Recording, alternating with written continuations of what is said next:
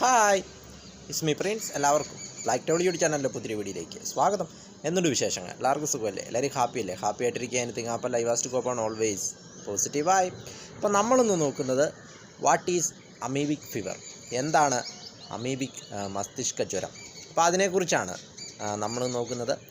തലച്ചോറിനെ ബാധിക്കുന്ന മാരകമായ അണുബാധയാണ് അമീബിക് മസ്തിഷ്ക ജ്വരമെന്ന് പറയുന്നത്.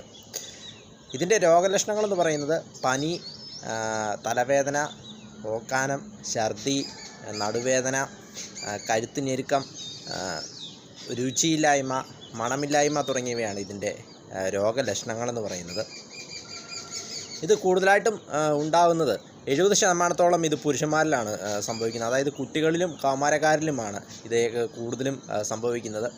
ഇത് ഉണ്ടാവാനായിട്ടുള്ള സാഹചര്യം അല്ലെങ്കിൽ അതെങ്ങനെയാണെന്ന് വെച്ചാൽ മലിനമായ ജലത്തിൽ നിന്നുമാണ് ഇതുണ്ടാവുന്നത്. അതായത് കുളങ്ങൾ, നദികൾ, തടാകങ്ങൾ, ചൂടുള്ള നീരുറവകൾ, പ്രധാനമായും ചൂടുള്ള ജലാശയങ്ങളിലാണ് ഇത് ഉണ്ടാവുന്നത് തന്നെ.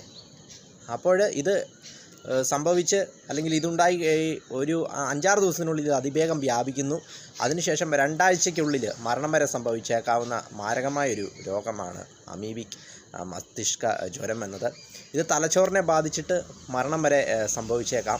മസ്തിഷ്ക ക്ഷതത്തിനും ഇത് കാരണമാകും.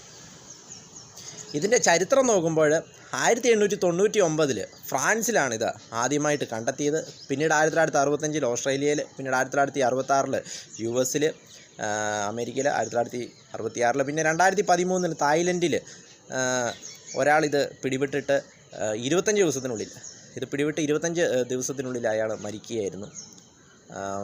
അമീബിക് മസ്തിഷ്ക ജ്വരം എന്നത് ഇതിൽ നിന്നും രക്ഷപ്പെടുവാനുള്ള അല്ലെങ്കിൽ ഇതിനുള്ള പ്രതിവിധി എന്ന് പറയുന്നത് മലിനമായ ജലാശയങ്ങളിലേക്കൊന്നും ഇറങ്ങാതിരിക്കുക.